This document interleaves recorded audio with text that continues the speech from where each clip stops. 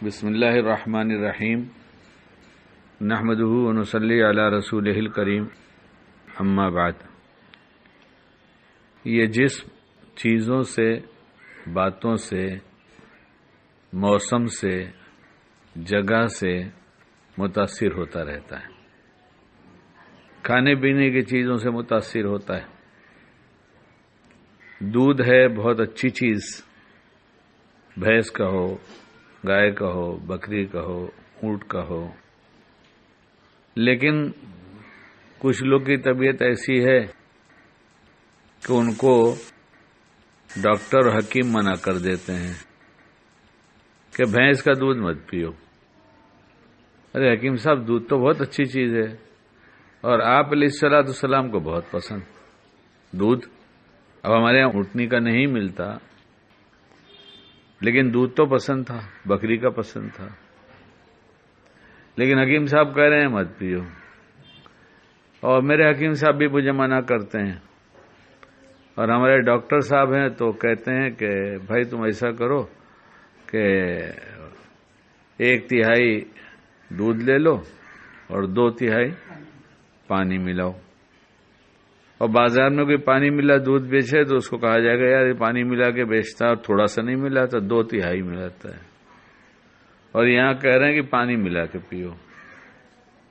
ہم نے اپنے حکیم صاحب سے کہا کہ حکیم صاحب مجھے ملائی کھانے کی اجازت دے دو۔ ملائی بولتے ہیں لوگ، ہمارے ہاں وہ بالائی بولی جاتی ہے، اور کوئی بیوقوفی کی بات کرتا ہے تو کہ اس کی بالائی منزل خالی ہے۔ بیوقوفی کی کوئی بات کرتا ہے تو کہا جاتا ہے اس کی بالائی منزل، یعنی اوپر کا فلور جو ہے، ٹاپ فلور، وہ خالی ہے۔ تو ہمارے حکیم صاحب کہتا نہیں، کہ حکیم صاحب ملائی کھانے میں کیا حرج کی بات ہے؟ پہلے حرج ہے کہ نہیں؟ آپ کے لیے حرج ہے۔ تو اس سے پتہ چلا کہ وہ کچھ چیز ایسی تو ہے کہ جو جائز ہے، لیکن وہ طبیعت ایسی ہے کہ اس کے کھانے سے اسے تکلیف بڑھ سکتی ہے۔ تو یہ بات تو واضح ہو رہی ہے نا؟ جی۔ اچھا، کچھ چیز ایسی ہے جسے کھایا تو جائے گا لیکن زیادہ نہیں کھانا ہے، زیادہ کھانے سے نقصان ہے۔ حکیم صاحب نے کہا 1 انڈا دیسی روز کھاؤ، تو ہم نے کہا حکیم صاحب بہت اچھا لگتا ہے، 2-3 کھاؤں تو ارے ایسا بالکل مت کرنا، میں 1 بول رہا ہوں تم 2 کی 3 کی بات کر رہے ہو۔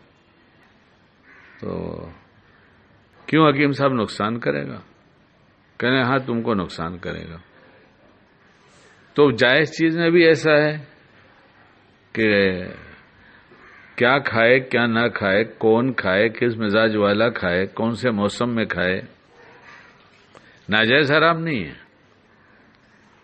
تو جن چیزوں سے نقصان ہوگا عقل مند آدمی اسے استعمال نہیں کرے گا۔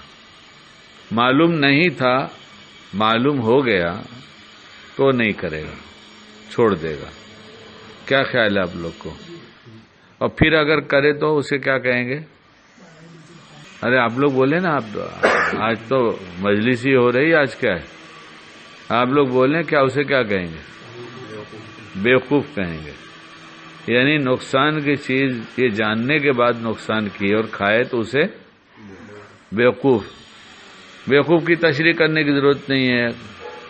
اپنا نفع نقصان بھی اس کو پتہ نہیں کیا ہے، اور کوئی آدمی اگر غصے میں بول دے گا تو گدھا بھی بول سکتا ہے اس کو، غصے میں یہ سب بولے گا نا۔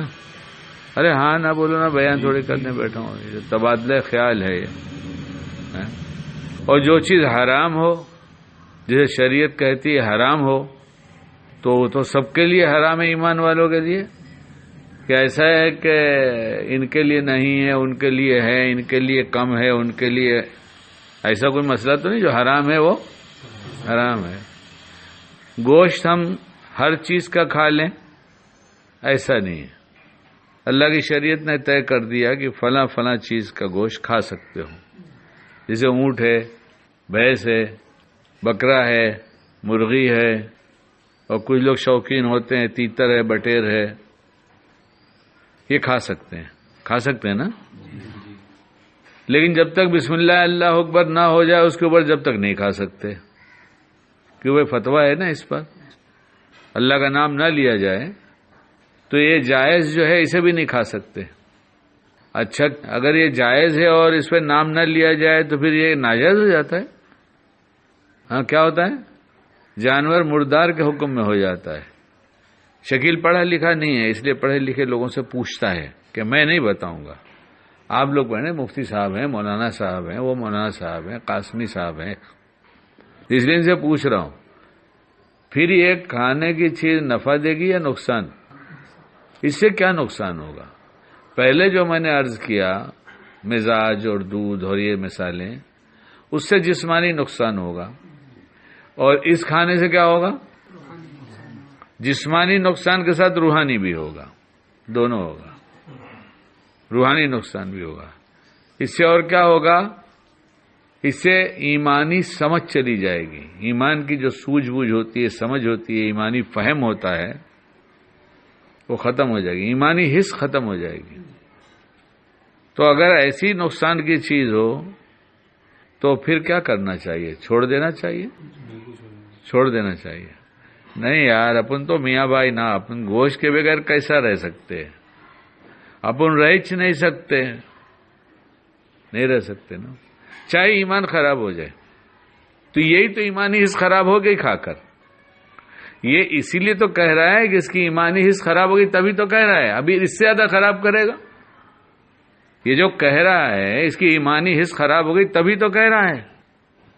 اچھا آدمی جب بیمار ہو جاتا ہے، آدمی جب بیمار ہو جاتا ہے تو اس کے منہ کا مزہ بدل جاتا ہے، اچھی چیز اسے خراب لگتی ہے، بد مزہ لگتی ہے، اچھی چیز میں اس کو مزہ نہیں آتا۔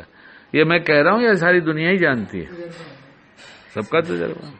اب جب اسے خراب چیز اچھی لگنے لگے تو کہا جاتا ہے کہ سانپ اگر کسی کو ڈس لے، اللہ حفاظت فرمائے، تو اسے کڑوی چیز اچھی لگنے لگتی ہے، اور حرام اگر ڈس لے تو ایمان ایسا خراب لگتا ہے کہ اسے گناہ اچھا لگنے لگتا ہے۔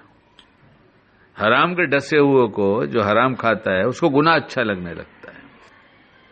اب ہم اپنے کو دیکھیں، ہمیں کیا کیا اچھا لگ رہا ہے۔ ایمان ہے اور صحت مند ہے تو پھر یہ گناہ سننے کے بعد، جاننے کے بعد یہ خود سے نہیں کرے گا، تو خود سے نہیں کرے گا تو کوئی اور بھی کراتا ہے۔ ہاں شیطان ہے کراتا ہے، شیطان ہے کراتا ہے، وہ گناہ کا ماحول بناتا ہے اور طبیعت میں تقاضا پیدا کرتا ہے۔ اندر اس کا ایک دوست اور گرو بیٹھا ہوا ہے جسے نفس کہتے ہیں، پھر دونوں مل کر پلاننگ کر لیتے ہیں کہ کسی صورت سے اس کو گناہ میں مبتلا کر دو، پھر اس سے گناہ ہو جاتا ہے بندے سے، لیکن وہی ایمان پھر کہنے لگتا ہے ہائے ہائے یہ کیسے ہو گیا، ہائے ہائے کیسے ہو گیا، یہ کیوں ہو گیا، میں گناہ تو کرنا نہیں چاہتا تھا۔ کوئی مومن گناہ کرنے کے بعد خوش نہیں ہوتا، کبھی نہیں۔ وہ یہی کہے گا ہائے یہ کیسے ہو گیا، تو پتہ چل گیا یہ ہائے کیسے ہو گیا، کیوں ہو گیا، کرنا تو نہیں چاہتا تھا۔ تو یہی علامت ہے کہ تم نے نہیں کرنا چاہتا، شیطان نفس نے کرا دیا۔ تو اللہ نے ہماری رعایت کیا کہ تم توبہ کر لو، ہم تم کو پکڑیں گے نہیں۔ تو شیطان یہ سمجھ گیا یہ تو بڑی مشکل ہے کہ جب کرا دیتا ہوں تو توبہ کر لیتا ہے، اور پھر توبہ کر لیتا ہے تو پھر اس کا نام ہے اعمال صاف ہو جاتا ہے۔ اس کے دل میں جو اندھیرا پھر روشنی میں بدل جاتی ہے، وہ چیز ظلمتیں ختم ہو گئی، دل روشن ہو گیا۔ اب دل روشن ہو گیا تو پھر ایسے بار بار خیال ہونے لگا کہ وہ غلط کام میں نے کیسے کر دیا، میرے اللہ مجھے معاف کر دیے۔ یعنی اب تو مٹ بھی گیا تو بھی اس کا ایمان مجبور کرتا ہے، وہاں لے جاتا ہے۔ لیکن اگر ایمان ہی چھن جائے، ایمانی حس ختم ہو جائے تو یہ پچھتاوا نہیں ہوگا۔ کہیں ایسا تو نہیں اتنا کھا لیا کہ پچھتاوا بھی ختم ہو گیا کہ کوئی سمجھائے تو کہیں اکیلے ہی بولتے ہیں اور تو کوئی بولتا نہیں، اور تو کوئی نہیں بول رہا ہے، اور کوئی کہتا ہے تو کوئی اشارہ ہی کرتا ہے۔ اس پہ اتنے زور کی ضرورت نہیں ہے۔ جس سے ایمانی حس ختم ہو جائے، جسمانی صحت خراب ہو جائے تو جائز بالائی اور دودھ پینے کو منع کر رہے ہیں، تو یہ کھانے کی اجازت ہو سکتی ہے کیا کہ جس سے سب 100% کنفرم ہے کہ خراب ہو جائے گا؟ ایسا نہیں کہ ان کا خراب نہیں ہوگا، یہ ایمان والے کا نہیں خراب ہوگا، ان کا مزاج ایسا ہے ان کا نہیں خراب ہوگا، ان کے موسم ایسا ان کا ایمان نہیں خراب ہوگا حرام کھانے سے، ان کی صحت اتنی اچھی ہے، ان کا ایمان اتنا پاورفل ہے، نہیں خراب ہوگا۔ پہلے عرض کیا نا کہ مزاج کے اعتبار سے، حالات کے اعتبار سے، موسم کے اعتبار سے، جگہ کے اعتبار سے کچھ چیزیں منع بھی ہو سکتی ہیں، کچھ نہیں، لیکن ایمان والے کو کیا حرام کھانے کی کسی حالت میں اجازت ہے؟ اور پھر اگر کوئی منع کرے، ارے یار چھوڑو نہ، بولنے دو نا، وہی بولتے، ابھی کون بولتا ہے؟